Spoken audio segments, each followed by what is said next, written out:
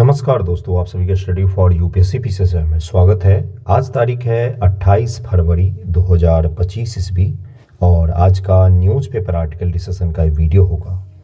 कई सारे important topic होंगे। मुख्य रूप से दो टॉपिक को हम लोग डिस्कस करेंगे। एक चंपकम दोराइजन का मामला है, उसको डिस्कस करेंगे हम लोग, और दूसरा सत्य नडेला जो हैं, जो माइक्रोसॉफ्ट के सीईओ हैं, उन्होंने बोला है कि महाराष्ट्र में एग्रीकल्चर में किस प्रकार से एआई का उपयोग करके प्रोडक्शन को बढ़ाया गया है। तो इस आलोक में आपसे सवाल पूछ सकता है कि एआई का कृषि में क्या उपयोग हो सकता है, इसको भी हम लोग देखेंगे। और चंपकम दोराइजन का जो मामला है, इसको भी हम लोग देखेंगे। ओके, आज के हेडलाइन में क्या है, अगर हेडलाइन देखेंगे आज का, तो मणिपुर में जो एथनिक वायलेंस चल रहा है उसी से संबंधित हेडलाइन है। इसको डिटेल में इंटरनल सिक्योरिटी में हम लोग पढ़ेंगे। और उसके अलावा ईयू के जो प्रेसिडेंट हैं, उनका भारत विजिट शुरू हो गया है। कल मैंने ईयू से रिलेटेड आपको एक न्यूज़ करवाया था, जिसमें मैंने आपको समझाया था कि ईयू यानी कि यूरोपियन यूनियन और भारत के बीच में फ्री ट्रेड एग्रीमेंट पर साइन हो सकता है। इसी को लेकर बातचीत शुरू हुई है। तो ईयू के जो प्रेसिडेंट हैं, उन्होंने भारत का दौरा किया है। ये राजघाट पर हैं, गांधी जी के समाधि स्थल पर हैं ये, और वहीं की ये तस्वीर है। इनका भी नाम आप ध्यान में रखिएगा, हो सकता है प्रीलिम एग्जाम में पूछ ले कि हाल ही में ईयू की जो प्रेसिडेंट है उनका भारत दौरा हुआ, उनका नाम क्या है। तो यहाँ पर देखिए उनका नाम लिखा हुआ, क्या नाम है इनका? इनका नाम है उर्सुला वॉन डेर लेयन। इनका नाम है वॉन डेर लेयन। भी अगर आप याद रखेंगे तो भी आपको याद रह जाएगा। ओके, देखिए आज का पहला टॉपिक जो है चंपकम दोराइजन का मामला है, जो डिटेल में इंडियन एक्सप्रेस में दिया हुआ है कि क्या क्या मामला था वो, जिसके कारण से भारत में पहला संविधान संशोधन करना पड़ा। एक ऐसा सुप्रीम कोर्ट का फैसला, चंपकम दोराइजन बनाम मद्रास राज्य जो है, इसको लेकर फैसला था। वो बहुत ही डिटेल और बहुत ही ऐतिहासिक फैसला माना जाता है। उसकी चर्चा की गई है, इंडियन एक्सप्रेस में डिटेल में आया है, उसको हम लोग देखेंगे आज। उसके अलावा एआई का एग्रीकल्चर में उपयोग जो है, इसको भी पढ़ेंगे। एक एक करके टॉपिक पढ़ते हैं, देखते हैं कि क्या सवाल पूछा जा सकता है वहाँ। देखिए यही है वो मामला जिसको लेकर न्यूज़ में आया है कि 75 वर्ष जब संविधान के पूरे हो रहे हैं, तो उस दौरान इंडियन एक्सप्रेस क्या कर रहा है, ऐसे पुरुष या महिलाएं जिन्होंने संविधान को शेप देने में बहुत बड़ी भूमिका निभाई है, उसी को लेकर ये डिटेल में आया हुआ है। तो चंपकम दोराइजन का मामला हम लोग पॉलिटी में भी पढ़ते हैं कि भाई चंपकम दोराइजन नीति निर्देशक सिद्धांत में भी कई बार आ जाता है, कई बार आरक्षण के इशू पर भी आता है। इसको ज़रा डिटेल में समझते हैं इस केस को, और इस हिसाब से समझते हैं कि अगर प्रीलिम एग्जाम में या मेंस में पूछा जाए तो वहाँ पर आप लिख सकें। क्यों मैं पढ़ा रहा हूँ आपको अगर याद होगा तो 69th बीपीएससी में उन्होंने एक सवाल पूछा था कि सेशन प्रभाव क्या है। सेशन प्रभाव क्या है, इसकी चर्चा करें। इलेक्शन कमीशन के रिफॉर्म के मामले में टीएन सेशन का प्रभाव क्या माना जाता है, उसकी चर्चा करें। क्यों पूछा था उन्होंने? क्योंकि सुप्रीम कोर्ट ने एक डिसीजन में बोला था कि टीएन सेशन जैसे लोगों की हमें आवश्यकता है इलेक्शन कमीशन को लेकर। तो इस प्रकार के डिसीजन जो होते हैं बड़े, या इस प्रकार के फैसले जो बड़े होते हैं, वहाँ से सवाल पूछे जाते हैं आपके मेंस एग्जामिनेशन में। तो देखिए जरा ये क्या मामला था और किस प्रकार से एक महिला जो है, चंपकम दोराइजन नाम था इनका, और आज ही भी कई सारे लोग आज पता चला वो चंपकम दोराइजन एक महिला का नाम है।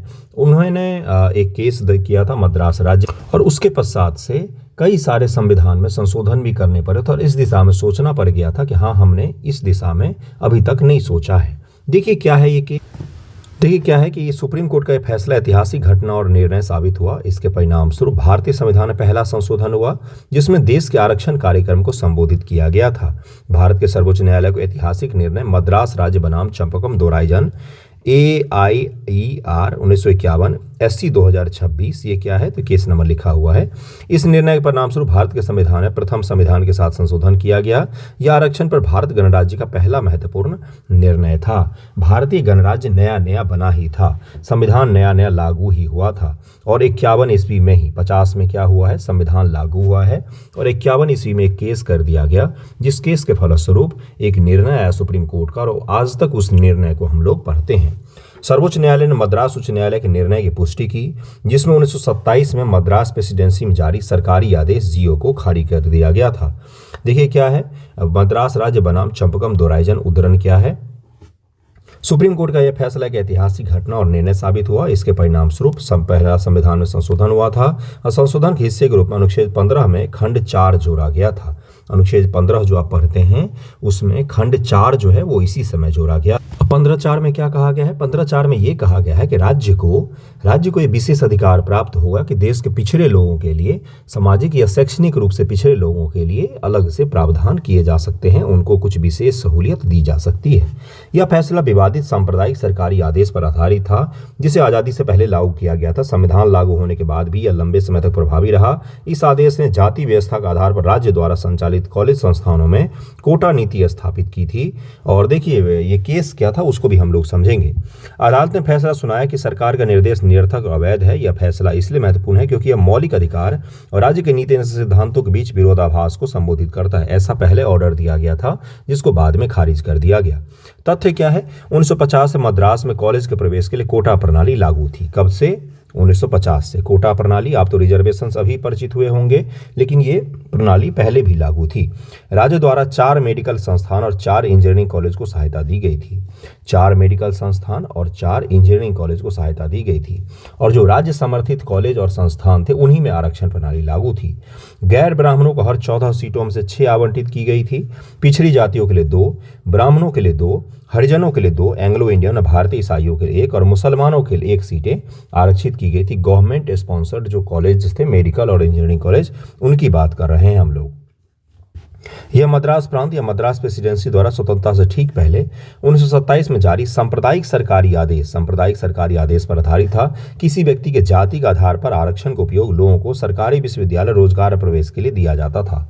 याद कीजिए, सांप्रदायिक पंचाट भी कुछ इसी तरह का था। वो अलग था, वो चुनाव में चुनने के लिए था। और ये क्या था? सांप्रदायिक निर्णय ये क्या था? तो भाई जाति के आधार पर सभी को कॉलेजों में प्रवेश मिल सके, इसकी रूपरेखा थी ये। तो क्या आरक्षण आज़ादी के पश्चात ही आया है? नहीं, उससे पहले भी था। पूना पैक्ट के बाद भी आरक्षण लागू हो गया था भाई। मद्रास राज्य के द्वारा किया गया उन्हें सांप्रदायिक सरकारी आदेश को बनाए रखने और लागू करने की अनुमति दी गई थी क्योंकि इन्हें अनुसूचित जाति, जनजाति और समाज के अन्य कमजोर वर्गों के शैक्षणिक हित को बढ़ावा देने के राज्य के नीति के निर्देशक सिद्धांत अनुच्छेद 46 के तहत में स्थापित किया गया था। और ये जो मद्रास गवर्नमेंट थी, उस मद्रास की हाई कोर्ट थी, उसने इस निर्णय को लागू रखा। उसके पश्चात सुप्रीम कोर्ट ने भी इस निर्णय को जायज माना और बाद में जाकर जो आप देखते हैं ओबीसी आरक्षण वगैरह, काका केलकर समिति गठित होती है ओबीसी आरक्षण के लिए, फिर मंडल कमीशन आता है और ओबीसी आरक्षण को 1991 में लागू किया जाता। उसकी पृष्ठभूमि बहुत पहले से तैयार होने लग गई थी। आज़ादी के पश्चात संविधान में एससी और एसटी कैटेगरी जो है मुख्य रूप से उनको आरक्षण दिया गया था। श्रीमती चंपकम दोराइजन नामक ब्राह्मण ने मद्रास उच्च न्यायालय में अनुच्छेद 226 के तहत में, ये क्या है? तो मद्रास उच्च न्यायालय हाई कोर्ट का क्या होता है, तो ये रिव्यू करने का फैसला इसी के तहत में, इसी आर्टिकल के तहत में लेती है। मुकदमा दायर किया जिसमें आरोप लगाया कि कॉलेज प्रवेश के लिए उनके मूल अधिकार को उल्लंघन किया गया है। उन्होंने कहा कि अच्छे ग्रेड के बावजूद उन्हें मेडिकल कॉलेज प्रवेश नहीं मिल पाया। चंपकम दोराइजन जियो थी, वो क्या थी? महिला, एक ब्राह्मण महिला थी। उन्होंने बोला कि मैंने ग्रेड अच्छा लाया है लेकिन मेरी जाति के कारण मुझे इसे प्रवेश नहीं मिल पा रहा। अब इसके बाद फैसला क्या आया? एक बड़ा संवैधानिक निर्णय था जिसमें भारतीय संविधान के पहले संशोधन का मार्ग प्रशस्त किया। संविधान में खंड 4 की स्थापना करके पहले संशोधन में संविधान में आरक्षण नीति को शामिल किया गया। संविधान के खंड 4 के अनुसार राज्यों को पिछड़े वर्ग, अनुसूचित जाति और अनुसूचित जनजाति के लिए काम करने की शक्ति दी गई जो शैक्षणिक और सामाजिक रूप से अनुकूल है, जैसा कि आज मौजूद है। संविधान में पहला संशोधन तब स्वीकृत हुआ था जब लोकसभा अभी भी स्थापित हो रही थी। इसकी स्थापना 1952 में हुई। यह मूल अधिकार और राज्य के निजी सिद्धांत के बीच विसंगति को दूर करने का पहला निर्णय था क्योंकि हमारे संविधान के भाग 4 में कहा गया है कि राज्य जो है वो सामाजिक और आर्थिक रूप से कमजोर वर्गों के लिए विशेष प्रावधान करेगा। नीति निषेध सिद्धांतों की मैं बात कर रहा हूँ। अब 15(4) में भी ये संशोधन करके डाला गया कि इस राज्य का ये कर्तव्य होगा कि वो क्या करेगा? आरक्षण की व्यवस्था करेगा। आरक्षण शब्द नहीं है कहीं पर भी, विशेष व्यवस्था शब्द कहा गया। शैक्षणिक रूप से, अब तो आर्थिक रूप से भी है, ईडब्ल्यूएस भी स्वीकृत है। अब तो लैंगिक रूप से कमजोर भी हो जाएगा, तब महिला आरक्षण का भी मामला सशक्त हो जाएगा। संपूर्ण देश के लेवल पर मैं बात कर रहा हूँ। तो ये क्या है? देश में आरक्षण का जो आप सोचते हैं वो यहीं से आया, 15(4) से ही जन्मा है आरक्षण। उठाए गए मुद्दे, याचिकाकर्ता द्वारा उठाए गए मुद्दे। राज्य के विद्वान एडवोकेट जनरल का कहना है कि इस अनुच्छेद के प्रावधानों को संविधान के बाकी प्रावधानों के साथ जोड़कर पढ़ना चाहिए। उनका तर्क है कि संविधान का अनुच्छेद 46 राज्य को समाज के कमजोर वर्ग, विशेष रूप से अनुसूचित जाति और जनजाति के शैक्षणिक और आर्थिक हित को बढ़ावा देने, उन्हें सभी प्रकार के सामाजिक अन्याय और शोषण से बचाने का अधिकार देता है और इसी के तहत में राज्य का ये कर्तव्य बनता है तो इस प्रकार के जो व्यक्ति होते हैं जो सामाजिक और शैक्षणिक से पिछड़े हैं उनके लिए विशेष प्रावधान करे। यद्यपि अनुच्छेद संविधान के भाग 4 में पाया जाता है, जो राज्य की नीति कुछ निर्देशक सिद्धांतों को निर्धारित करता है।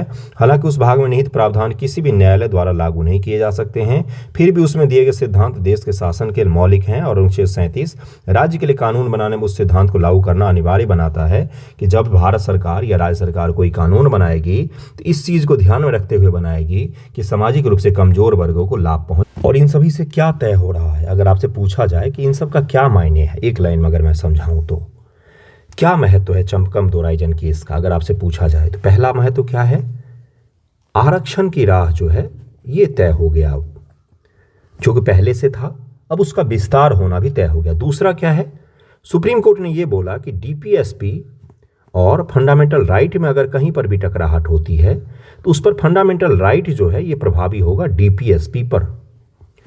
आगे जाकर सुप्रीम कोर्ट ने एक और फैसला दिया कि आर्टिकल 39 बी के छोड़कर 39 बी और सी को छोड़कर 39 आर्टिकल 39 बी और सी को छोड़कर अगर कोई भी मामला होगा तो वहां पर फंडामेंटल राइट्स को वरीयता हासिल होगी अगर डीपीएसपी से टकराव होता है तो। यही इस केस का क्या है, क्रक्स है।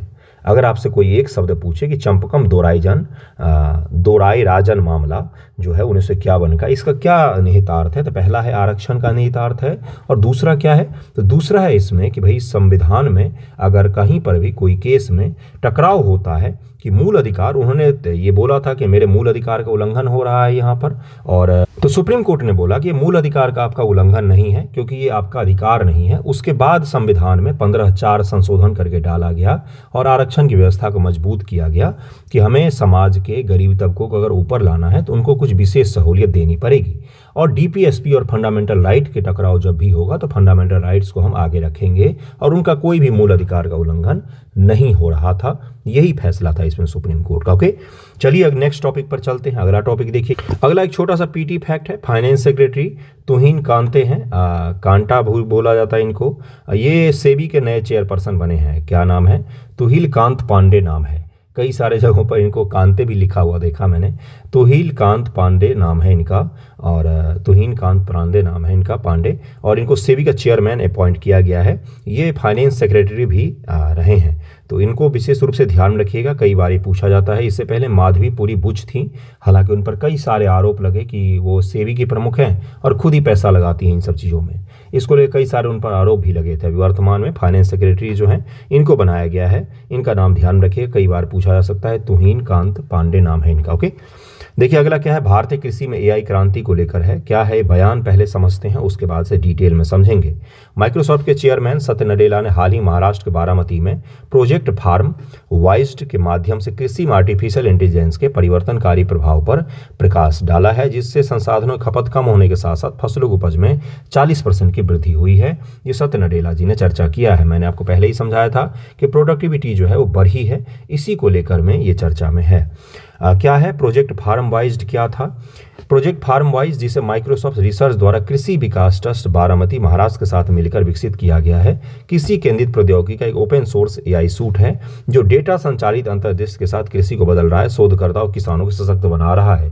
दरअसल में एग्रीकल्चर में डेटा बहुत महत्वपूर्ण होता है। डेटा सभी जगहों पर महत्वपूर्ण होता है। डेटा का तात्पर्य कितना खेत है, कितना उसको फसल लगेगा, कितनी उसको उर्वरक लगेगी, कितना टेम्परेचर चाहिए, कितना वाटर चाहिए, हर चीज़ हम जितना ज़रूरत होगा उतना ही देंगे हम। और ये फिर देखेंगे कि हम जो अभी अंधाधुंध देते हैं हर चीज़ को बिना नाप जोख के, बिना हिसाब किताब के, या हिसाब किताब उतना सटीक नहीं होता है, अगर हम उसको एआई का उपयोग करके मौसम के हिसाब से, हर चीज़ के हिसाब से पर्टिकुलरली दें तो फिर क्या बेनिफिट होता है। अगर आपसे पूछा जाए कहीं पर एआई का उपयोग, या वहाँ पर आप केस स्टडी के रूप में प्रोजेक्ट फार्म वाइज्ड को लिख सकते हैं। ये आपसे सवाल भी ये पूछ सकता है कि हाल ही में चर्चा में रहा प्रोजेक्ट फार्म वाइज जो है ये क्या है और इसका क्या उपयोग हो सकता है। कृषि के लिए जोर, डेटा प्रबंधक, ये क्या है, तो माइक्रोसॉफ्ट का क्लाउड सर्विस है। क्लाउड मतलब कहीं से भी एक्सेस कर सकते हैं इसको। क्षेत्र की स्थितियों के समग्र दृश्य के उपग्रह, मौसम और सेंसर डेटा को एकत्रित करता है। फार्म वाइज्ड एआई परिशुद्ध कृषि अनुशंसाओं के लिए मृदा की नमी, तापमान, आर्द्रता, पीएच का विश्लेषण, यानी कि एसिडिटी कितना है और कितना नहीं है, एआई का उपयोग करता है। एग्री पायलट एआई, ये क्या है, अलग अलग ये एप्लीकेशन है। एज्योर तो ये क्लाउड सर्विस हो गया माइक्रोसॉफ्ट का। एग्री पायलट एआई सतत कृषि के लिए वास्तविक समय कार्रवाई योग्य जानकारी प्रदान करता है, स्थानीय भाषाओं में व्यक्तिगत सिफारिशों को तैयार करता है। एग्री पायलट एआई ये काम करता है। फार्म वॉइस्ड एआई क्या करता है, तापमान, ह्यूमिडिटी और पीएच वगैरह की जानकारी लेता है। फसल उत्पादन 40% की वृद्धि और अधिक स्वास्थ्य और लचीली फसलें। प्रभाव क्या हुआ है, पहले अगर 100 किलो उपजता था तब 140 किलो, 40% का ग्रोथ। आप समझ रहे हैं? आपको नहीं लग रहा है कि ये कम है या ज़्यादा है, अत्यधिक है, एक छोटे से चीज़ के परिवर्तन से? लेकिन क्या ये परिवर्तन को अपनाना उतना आसान होगा जितना उर्वरकों को अपनाना होता है? नहीं होगा उतना आसान भाई। किसानों को इसके लिए ट्रेंड करना पड़ेगा। पढ़े लिखे किसान अगर बनेंगे, मॉडर्न आप लोग सभी लोग जो नौकरी की तलाश में रहते हैं, अगर वो किसानी करेंगे तो फिर ये चीज़ हो सकता है। नए युवा लोग, क्योंकि वो तकनीक को ज़्यादा अच्छे से सीख पाएंगे। फसल उत्पादन 40% की वृद्धि, अत्यधिक स्वास्थ्य और लचीली फसलें। सटीक एआई निर्देशित स्पॉट निषेचन के माध्यम से उर्वरक लागत 25% की कमी हुई है। उर्वरक 25% कम लगा है। 50% कम जल खपत हुआ है। सतत सिंचाई को बढ़ावा मिला है, यानी कि जल का संरक्षण भी हम कर रहे हैं। फसल उपरांत अपव्यय 12% की कमी हुई है। लाभ भी ज़्यादा मिला है। रासायनिक अपवाह, मृदा अपरदन, ग्रीन हाउस गैस उत्सर्जन, वनों की कटाई में कमी, जिससे पर्यावरणीय लाभ हुआ है। ये सारे के सारे क्या मैं आपको बता रहा हूँ, ये सब वो बेनिफिट हुआ है जो इन तकनीकों को अपनाने से देखा गया है एग्रीकल्चर में। एआई भारतीय कृषि में किस प्रकार से क्रांति ला सकता है? स्मार्ट सिंचाई, कि भाई जितना पानी जरूरत है उतना ही डालो। अभी देखा आपने 50% से ज़्यादा पानी हमने बचाया है। तो जल को संरक्षित कर लेंगे तो कल को संरक्षित कर लेंगे हम लोग। पर ड्रॉप मोर क्रॉप। उसी प्रकार से कीट और खरपतवार नियंत्रण, कि भाई कीटों को लेकर समय से पहले किस प्रकार से अलर्ट जारी कर दे, या कीट अगर आ गए तो उनको निपटाने के लिए सबसे उचित और सतत प्रक्रिया कौन सी हो सकती है, सस्टेनेबल तरीका कौन सा हो सकता है, इसको लेकर भी हम एआई का उपयोग कर सकते हैं। कृषि में एआई का आर्थिक प्रभाव। कृषि बाजार में वास्तविक कृत्रिम बुद्धिमत्ता का मूल्य वर्ष 2023 में 1.7 बिलियन अमेरिकी डॉलर था। 2028 तक 23.1% की CAGR के साथ बहुत ज़्यादा बढ़ने की उम्मीद है। दरअसल में एआई की मदद से हम ये भी जान सकते हैं कि आने वाले दिनों में मार्केट में किन चीज़ों की डिमांड अधिक होगी। वो एक भविष्यवाणी टाइप का होता है ना, कि इन फसलों का इस बार रोपण करते हैं तो हमारे पास क्या हो जाएगा, ज़्यादा इनकम आएगा, अच्छा मूल्य मिलेगा। इस प्रकार की चीज़ों के लिए भी एआई का उपयोग किया जा सकता है। ये मैं क्या पढ़ा रहा हूँ आपको, आपसे पूछा जाएगा। पिछली बार उन्होंने पूछा था विधान परिषद में एआई का उपयोग किस प्रकार से किया जाएगा।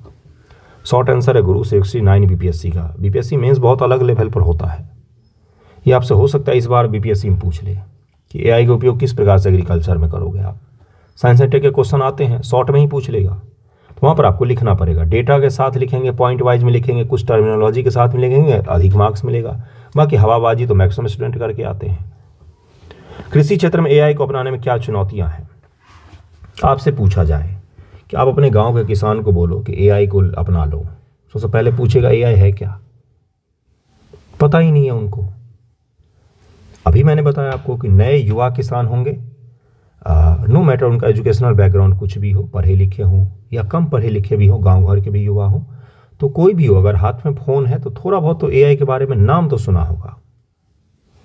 तो पहला चीज़ हमें क्या करना पड़ेगा, जागरूकता का अभाव है। चुनौती हो गया, और इसका समाधान क्या होगा, जागरूकता को बढ़ाना।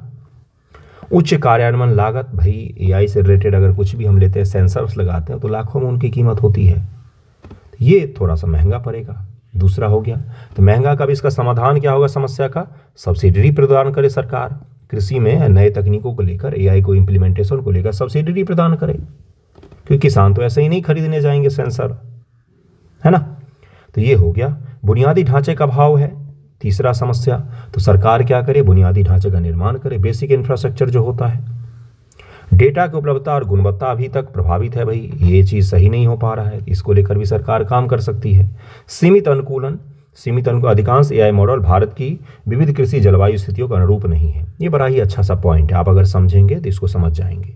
ये भारत है, भारत के दक्षिण में किसी और चीज़ की खेती होती है, उत्तर भारत में किसी और की, हिमालयन रीजन में किसी और की, नॉर्थ ईस्ट में किसी और की, दक्कन प्लेट पर किसी और की, पूर्वी कोस्ट पर, पूर्वी सरकार का जो तट है वहाँ पर किसी और की कृषि होती है। इतनी विविधता में अगर हम एआई मॉडल का निर्माण करते हैं तो हमें उनको डाइवर्सिटी देना पड़ेगा, समझाना पड़ेगा कि अलग अलग एरिया के लिए अलग अलग टूल हमें डिजाइन करना पड़ेगा। ठीक है, तो ये भी आपको ध्यान में रखना पड़ेगा। ये समस्या और समाधान दोनों ही मैंने आपको बताया है। आपका काम है हालांकि समाधान सोचना, मैं नहीं आपको बताया है। ये 2 टॉपिक मैंने आज आपको पढ़ाया है और उसके साथ एक सेबी के चेयरमैन का नाम भी बताया है। चंपकम दोराइजन का मामला याद रखिएगा। अगर 2 शब्दों में बोला जाए तो नीति निर्देशक सिद्धांत के ऊपर में फंडामेंटल राइट्स जो है वो प्रभावी होंगे, उनको ज़्यादा वरीयता दी जाएगी। एक एक्सेप्शन बताया मैंने, आर्टिकल 39 बी और सी बताया है मैंने, ठीक है, इसको छोड़ करके। बाकी आरक्षण के लेकर जो शुरुआत हुआ सुगबुगाहट वो वहीं से हुआ है। फिर बाद में काका केलेकर समिति गठित होती है, फिर वीपी मंडल की समिति गठित होती है, मंडल कमीशन गठित होती है, फिर वीपी सिंह की सरकार आती है, उसके बाद फिर आरक्षण लागू होता है।